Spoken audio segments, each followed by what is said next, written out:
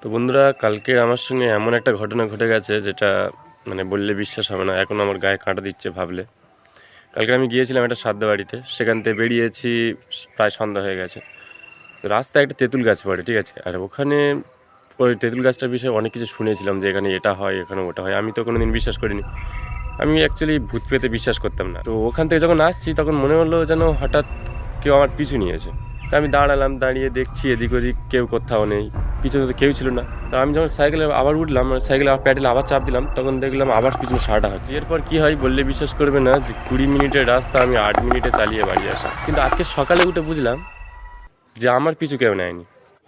আমি তো ভেবেছিলাম যে আমার পিছু কেউ নিয়েছে, তারপরে আজকে সকালে উঠে দেখছি এই দেখো, এই যে একটা দড়ি ফেসে গেছে, কীভাবে ফেসে গেছিলো। আর এটা এটা আমার পিছু করেছে সারা।